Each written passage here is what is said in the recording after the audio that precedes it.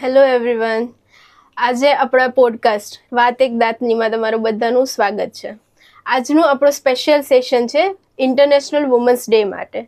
મારું નામ છે doctor Vrunda Ramoliya, consultant dental surgeon at city dental hospital, અને આપણી સાથે આપણા ગેસ્ટ છે doctor Shweta, central head of prime hospital and founder of alliance care. Hello. Hello. Hi. તો આજના આપણા ક્વેશ્ચન્સ આપણે જાણીએ, મેમ પાસેથી આન્સર્સ લઈએ અને ઘણું બધું નવું શીખવાના છીએ આપણે વુમન એમ્પાવરમેન્ટ માટે. ઓકે, તો પહેલો કે અત્યારે આપણે ઘણી બધી પ્રોગ્રેસ જોઈ છે કે વુમન એમ્પાવરમેન્ટનું ઘણું બધું જોઈએ છીએ આપણે, બટ ઘણા બધા એવા ચેલેન્જીસ પણ હોય છે. તો નેચરલી જે હેલ્થ કેરમાં જે ચેલેન્જીસ હોય એના વિશે થોડું કહી શકો અમને? The challenges for women are same as like other faculties. કે કેવું છે કે હેલ્થ કેર સેક્ટર્સના થોડા પોતાના પ્રોન્સ એન્ડ કોન્સ છે. તો સૌથી પહેલી વાત કરું તો we are being perceived as less competent than males. Definitely. We are not nowadays it is common to that we are getting less pay. It's common for both that we are getting pay scale as per our work. તો એવું નથી જે પહેલાના ટાઈમમાં હતું કે જે female લોકોને અંડર એસ્ટિમેટ કરવામાં આવે, એમનો એક સેલરી ઓછો આપવામાં આવે, એવું નથી. તો એક financial part it's good, but still લોકોનો જે જોવાનો એક અંદાજ છે ઇટ્સ સેમ કે whether she can do or not. જો હું તમને સ્પેશિયલી હેલ્થ કેર સેક્ટરની વાત કરું તો એવું છે કે વી બિલોંગ ટુ 24/7 ઇમરજન્સી. તો એ નાઇટ ડ્યુટીમાં આવી શકશે કે નહીં, નાઇટ ઇમરજન્સી હેન્ડલ કરી શકશે કે નહીં, તો આવા બધા હર્ડલ્સ હોય છે. Second thing, whether a female can balance family or work, તો એના માટે બી એક ક્વેશ્ચન માર્ક હોય છે. તો during the time of choosing a leader as a female, લોકો પ્રિફર કરે છે કે મેલ, ધો દે નો વેલ કે મલ્ટીટાસ્કિંગ જે કેપેસિટી છે ફિમેલમાં વધારે હોવાની. ઘર સંભાળતા હોય એ બંને સાથે ચાલતું હોય એટલે એટલે હર્ડલ્સ, બટ સાથે સાથે પોઝિટિવ પોઈન્ટ્સ બી તો છે. So as a woman in a leadership role, how you have broken many barriers. So can you explain what you have done, what motivated you for that? For the first, I would to thank my mom, as my mom was retired nursing matron at civil hospital. So I have been seeing her doing hard work. So it's not new for me. તો બેરિયરની વાત કરું તો your question is the answer for me, કે જે hurdles હતા એને જ મને ચેલેન્જીસ આપી હતી આગળ વધવા માટે, કે આપણે બિંગ અ ફિમેલ ક્યારે ગીવ અપ નહીં કરીએ. તો જેટલા મોર ચેલેન્જીસ છે તો એટલું જ એ આપણને મોટિવેટ કરે છે આગળ વધવા માટે. તો nothing different story from my side, કે જે બીજા લોકોની સ્ટોરી છે એ જ મારી સ્ટોરી છે, કે જ્યાં જ્યાં મારા માટે ક્વેશ્ચન માર્ક્સ હતા તો I would definitely be ready, ને I was ready to give the answer that I can do anything. Yeah. Okay. So what advice will you give to the young woman aspiring to build this leadership role, aspiring to build their career? What will you give? Everyone should try their best. અને specially health care સેક્ટરની વાત કરીએ તો female માટે બહુ સારી opportunity છે, કેમ કે તમે કોઈ બી સિટીમાં જાઓ, it's not like IT sectors or other sectors that you will have to move, you will have to leave your home.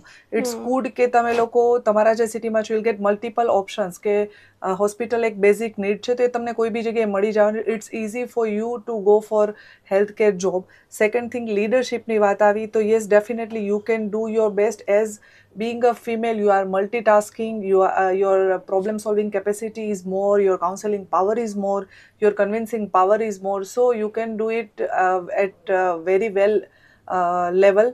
So definitely કોઈ એક ફિમેલે લીડરશિપ માટે જવું જ જોઈએ.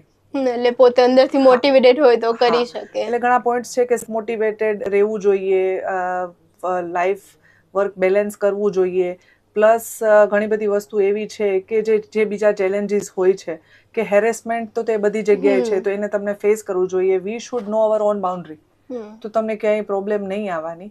તો આ વસ્તુ છે કે જેને લઈને તમે લોકો ડેફિનેટલી વિચારી શકો. Okay. And how would you manage your personal and professional life? A good thought provoking question. કે એ કેવું છે કે I mean we all are getting 24 hours. Even after that someone is at different level, someone is at different level. તો કેવું છે કે થોડું તમારું જે ટાઈમ મેનેજમેન્ટ હોય છે, or give your 100% to your work. Whatever, કે તમે ક્યાંય બી હો તો ઘરે છો તો તમે જોબ માટે ના વિચારો, તમે જોબ પર છો તો ઘરનું ના વિચારો, કે તમે જે કામ કરો છો, if you will love your work then it will be easy for you to do your work at best. Definitely the work schedule બધાના આજકાલ એટલા હેક્ટિક છે, તો એ જ મોટું. આપણે ઘણા બધા સેશન્સ બી એટેન્ડ કરેલા છે કે how to do time management, કે એ કોઈને કરતા નથી આવડતું. તો બી દરેક વ્યક્તિ જે પોતાનો રોલ મોડલ પ્લે કરે છે, મતલબ પોતાનો રોલ પ્લે કરે છે, તો ત્યારે એ પોતાનું બેસ્ટ આપે છે. તો એવું કહી શકું કે નથિંગ સ્પેશિયલ કોઈ એવું છે નહીં. ઇવન ટાઈમ ટેબલ બી પ્રિપેર કરવાનો ટાઈમ નથી રહેતો, જે રીતે વર્ક વિથ ધ ફ્લો, એ જ આન્સર. એ તો મેઇન છે જ કે ટાઈમ ટેબલ બનાવી તો પણ એનું કઈ યુઝ જ એ બી ટાઈમ નહીં નથી કે આવતો. તમે ટાઈમ ટેબલ બનાવી શકો કે ચલો તમે આ ટાઈમે આ વસ્તુ કરીશો, કે તમે આ કરીશો, પણ તમે જે જગ્યાએ છો ત્યાં તમારું ફોકસ આપો, 100% વર્ક આપો, અને થોડું છૂટી જાય છે તો it's okay. Ultimately we are a human being, we are not God.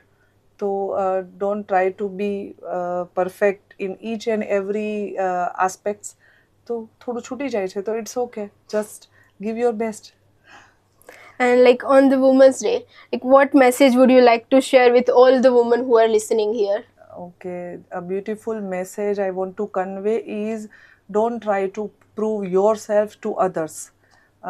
Just love yourself. Don't beg for likes and comments that we all are doing. Yes, definitely everyone is beautiful.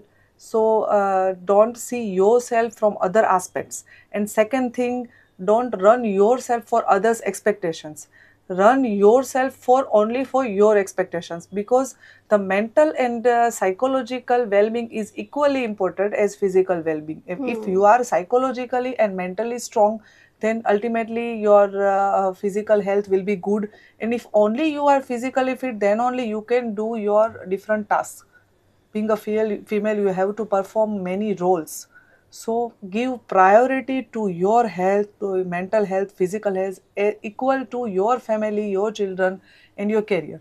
Don't run behind the whatever the other people are saying, whatever the other people are doing. Or ખાસ કરીને જે આપણા ફિમેલમાં હોઈએ છે ને, કે બીજા શું કરે છે, કોઈ કુકિંગમાં બેસ્ટ છે, તો કોઈ ફેશનમાં છે, તો કોઈ કેરિયરમાં છે, તો કોઈ સમજી શકે કોઈનું રાઇટિંગ સારું છે. તો don't compare yourself with your friends, family members or neighbours. Just you are too good.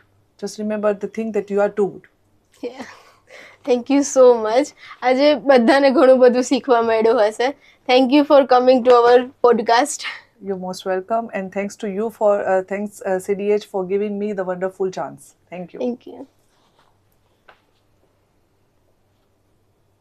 આજે આપણે ઘણું બધું જાણવા મળ્યું છે ડોક્ટર શ્વેતા પાસેથી. તો હવે આપણે મળીએ પાછા નેક્સ્ટ સેશનમાં, નેક્સ્ટ પોડકાસ્ટમાં આવતા સેટરડે વાત એક દાંતનીમાં. ત્યાં સુધી બધા હેલ્ધી અને હેપી રહેજો.